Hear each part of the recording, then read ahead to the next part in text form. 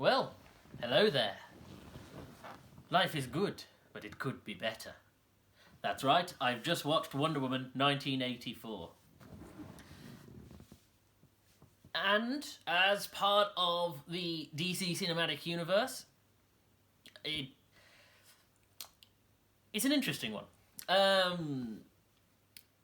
As much as I've tried to make this series a more sort of broad look at cinema, I've tried very careful to choose, dramas that I think would educate and inform me and allow me to talk quite passionately about cinema in the broader sense. I am at heart still a comic book movie nerd, and so, the opportunity to talk about Wonder Woman 1984, well, I just couldn't pass it. So this is the sequel to 2017's Wonder Woman, both of which have been directed by Patty Jenkins, and starring Gal Gadot as Wonder Woman. And this is a pretty decent sequel. My first reaction to it, having just watched it, not finished it 5 minutes ago, is that I was a fan of the first Wonder Woman film. I really was. I genuinely thought it was pretty good. I really liked the setting, sort of a setting that weirdly hadn't been explored that much. World War One being used as a backdrop for a genre film. There's a tendency to sort of veer more towards World War Two. So I found that a really interesting setting. I think the lore of Wonder Woman had never been represented very well in other media. And I thought that the first one really captured, began to open up that lore and the character of Wonder Woman and sort of her potential. And I think Gal Gadot is up there as defining the character of Wonder Woman in the way that you might say Christopher Reeves did for Superman or Michael Keaton did for Batman. That when you think Wonder Woman now, you think Gal Gadot, and any portrayal that will follow will always be some derivation or will take some lip service towards the Gal Gadot version of Wonder Woman. Well, if they're smart. And I liked that first film. I did have issues with it, but I really did like it. And this one, it's strange, and I like it probably just as much, but there are things in it that I don't like, and there are things in it that I do, and they're very different from the first one. So this one is set in 1984. Wonder Woman has spent, decades sort of living her life, trying to move on from the events of the first film with the passing of Steve Trevor. But as at this stage, sort of developed this sort of isolated life. And then you have Pedro Pascal and Kristen Wiig. Pedro Pascal, who plays Maxwell Lord, who's this sort of wheeler, dealer, 80s slick con man. And then Kristen Wiig, who is this sort of very stereotypical, sort of underappreciated, sort of trodden on movie geek character. And I really like Pedro Pascal as an actor and in this performance. I think Pedro Pascal, it is his time. He is an actor who carries a performance, whether it's sort of subtly like Mandalorian or here, where he gets to be over the top, this sort of, like I say, slick, quick-witted, charismatic, and yet at the same time a little bit skeezy kind of personality. But there's some real heart to him. There is genuinely some... there's something underneath it all, and I think that's what really sort of gives it more layers than a character like that might traditionally be given. And so I actually feel for the guy and his scheme isn't as sort of comic booky, evil or self-absorbed as it might be had he not been given this sort of extra layers. And Kristen Wiig, who plays Barbara Minerva, who is sort of a friend to Wonder Woman and an anthropologist, and sort of genius in all sort of respects. She, for those who know the comic books, so it's not too much of a spoiler, but Barbara Minerva is the character Cheetah, and even the trailers suggest that she's going to become sort of a foil for Wonder Woman. And again, I like Kristen Wiig. I think she's a really good actress, but the character she plays kind of makes me think of like Jim Carrey from Batman Forever, or Jamie Foxx from Amazing Spider-Man 2.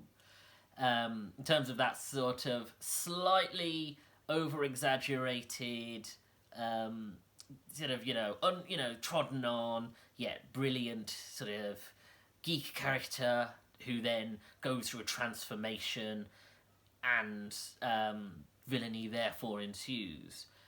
But and she's definitely better. I mean, I actually really like Batman Forever. It's one of my sort of childhood sort of films, and so I kind of forgive it. And Amazing Spider-Man 2 is not good. And I think Kristen Wiig does that kind of role some justice. You actually do feel for her and where she's come from, and how her desires end up motivate her to make the choices that she does.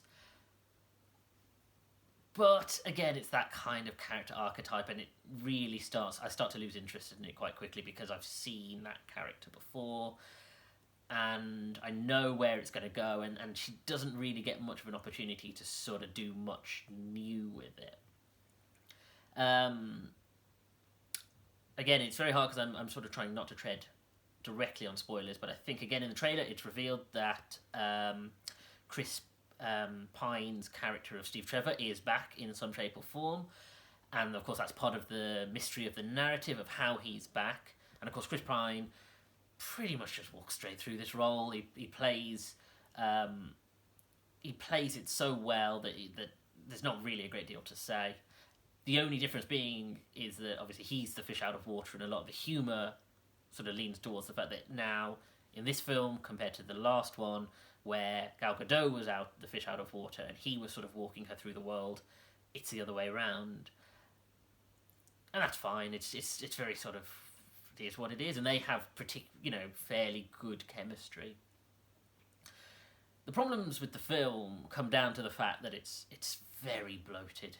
It's a long sit, and the pacing to me is a little all over the place. There are stretches where I'm really engaged, and there are stretches that just weren't holding my attention at all. And so you just end up. I just wish there was a tighter version of the film, And I feel like when it gets to the climax, the problem is I am actually at that point invested in a way that the first film really loses you. In the third act of the first film, the third act of this film feels very powerful, but there's already been so much of a film that it's a little bit wearing, and you think, oh, I wish this had been a tighter film, because I think the third act really drives it home, and I actually sort of genuinely got quite invested in all of the characters and where they're at by the climax of the film.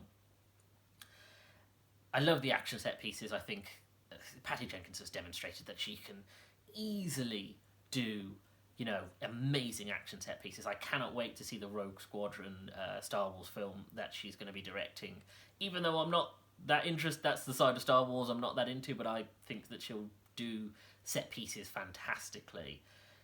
There are, I'd say there were sort of 3 major set pieces throughout this film, and all 3 of them are just fantastic. 4 technically, but 3 sort of big, attention-grabbing set pieces, and I think all 3 of them are really pretty phenomenal. The theming is really good for this film. It really explores. Setting it in the 80s is obviously sort of a callback to the, an acknowledgement of the culture that we almost come from now, relating back to the sort of 80s greed culture. The Wall Street style Gordon Gekko greed mentality, and the idea that, you know, especially the American version of that, where it's sort of greed is good and the desire of wanting something is not a reason to not have it. And I think it really, really looks at that in a way and sort of reflects it on sort of contemporary ideas and the sort of struggles we have societally now because of that kind of mentality. And I think it really examines that and breaks it down in a way that's fairly mature for a, you know, what one could easily go, oh, it's just a comic book film, it doesn't have much to say. And the idea of accepting the world we have as opposed to trying to make the world what we want it to be without any effort it's an interesting, you know, and the way that's sort of explored, and the ideas of, you know, not being able to just wish for what we want, and actually we have to sort of invest and appreciate the things we might lose. And I think all of that is really good storytelling. So again, really good storytelling. It's just, there are just things in it. It feels like too much of a film.